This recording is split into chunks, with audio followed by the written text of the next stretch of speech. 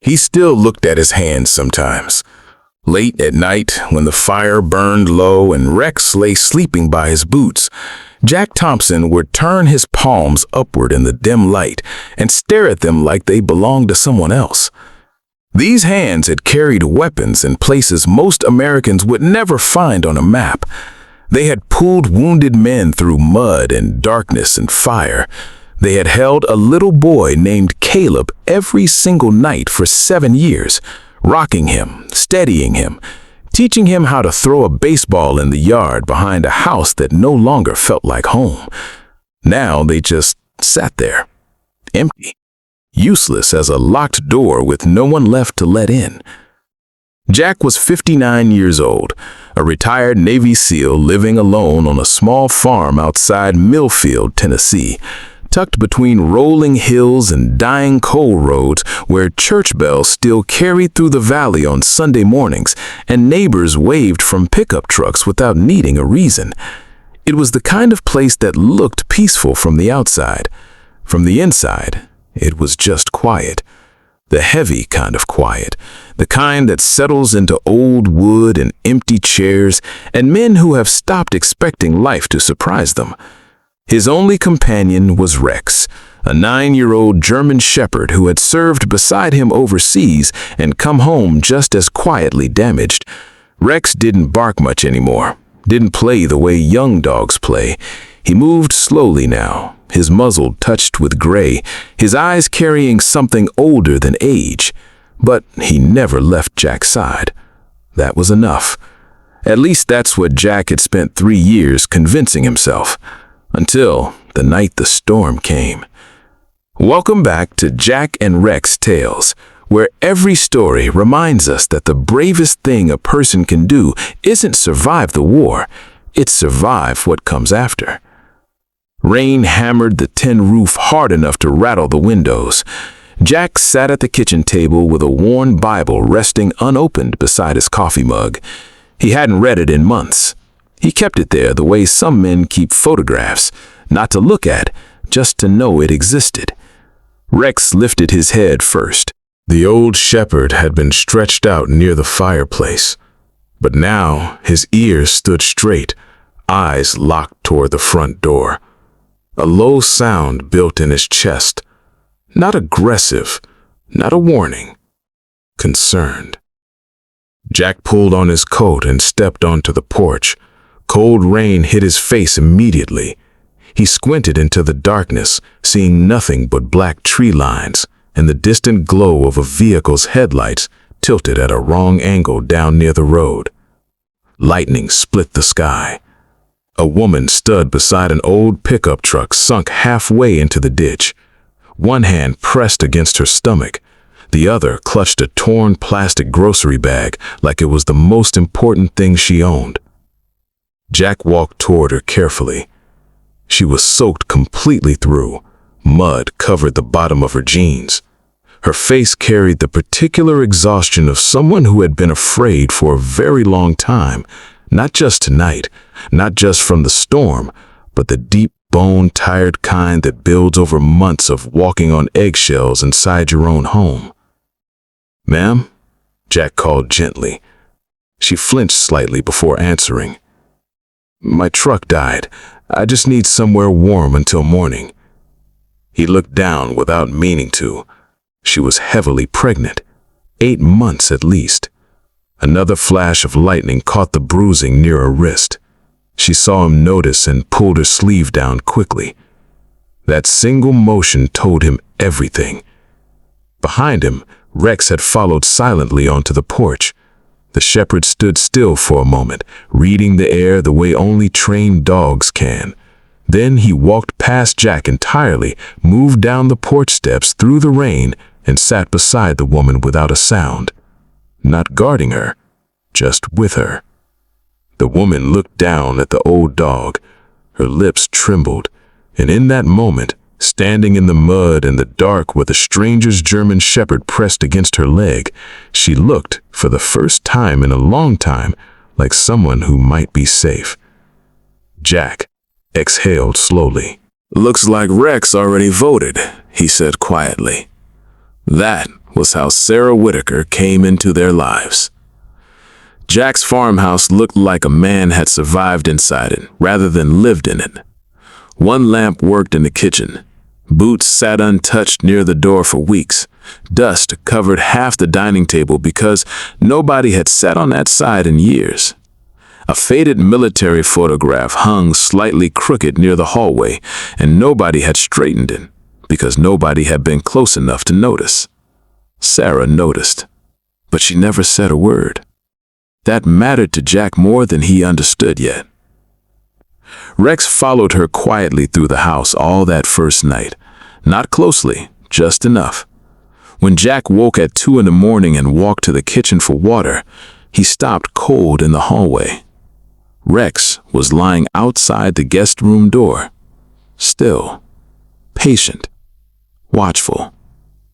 Jack stood there in the dark for a long moment, something tightening painfully in his chest, because Rex had only ever done that once before, for Caleb.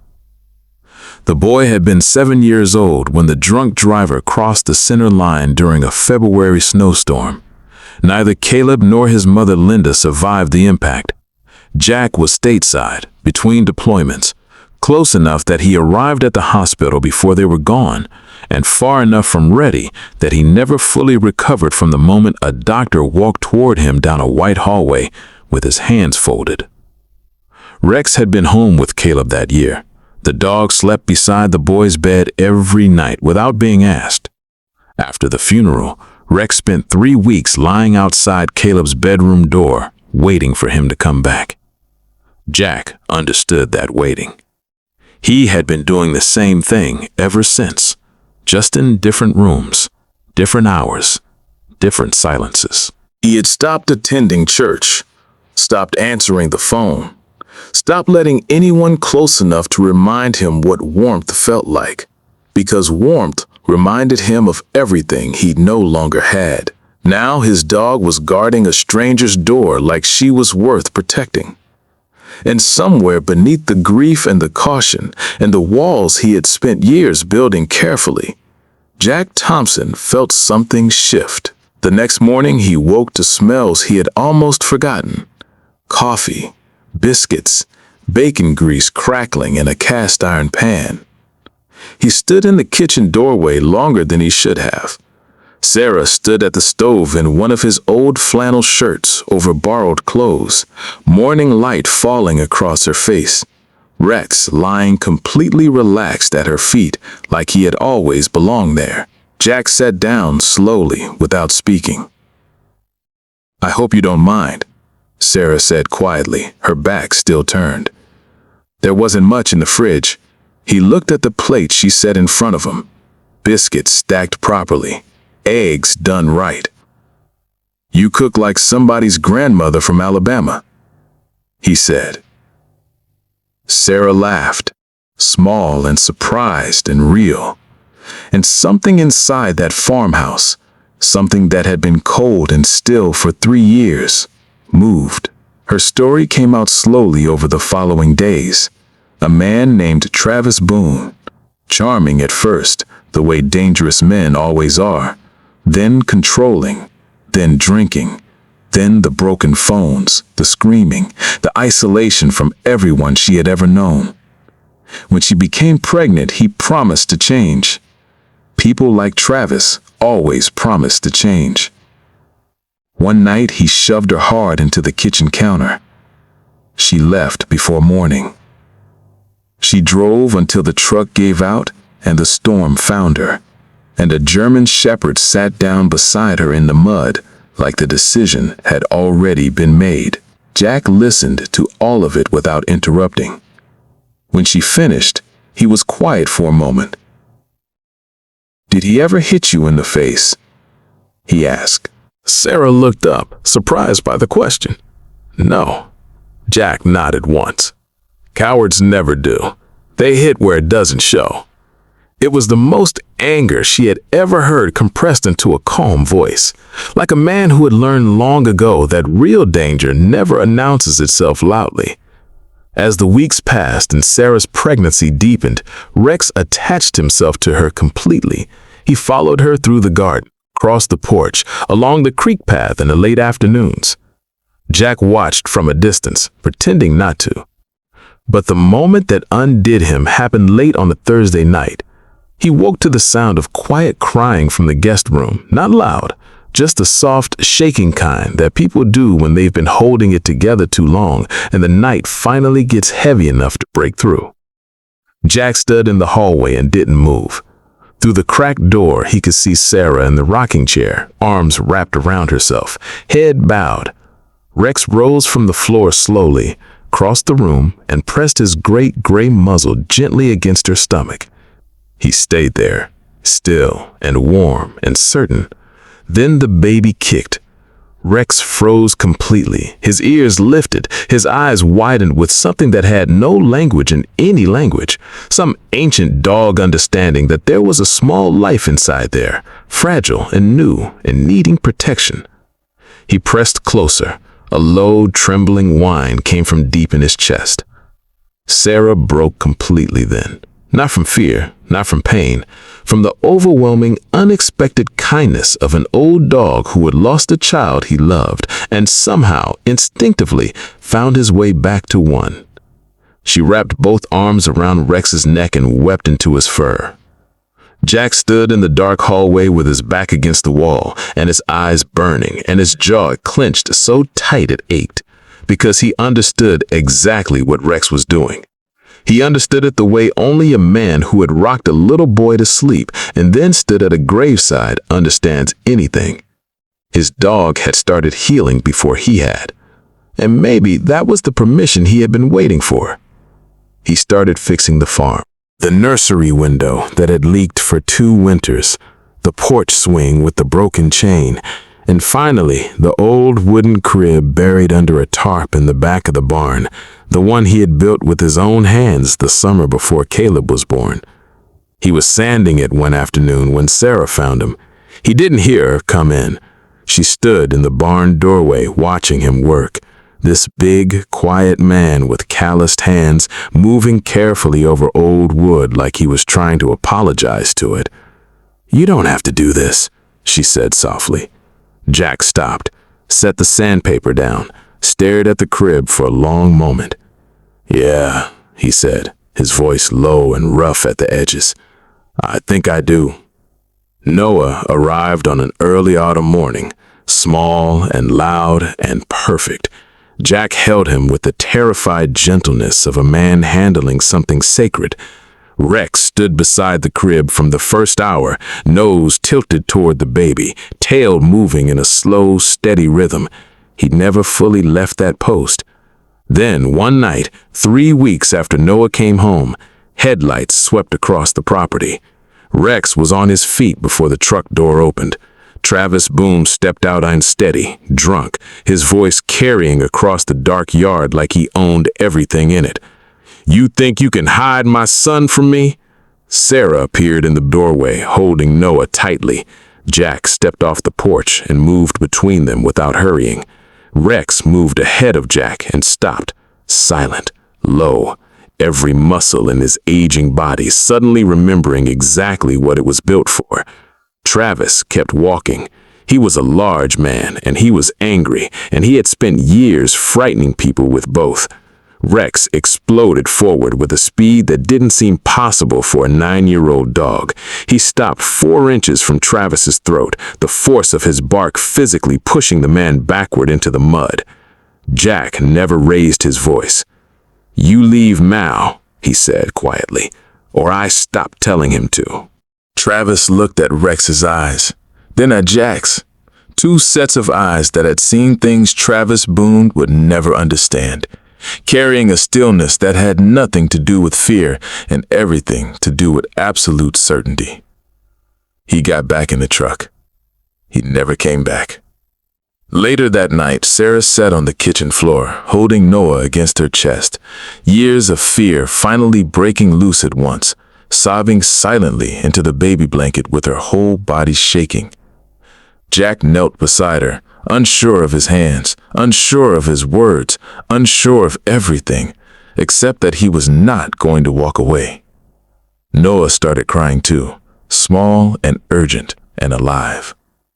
Rex walked over slowly and lowered his great head across Sarah's lap and the baby's tiny feet, a warm and immovable weight that said everything no human word could carry.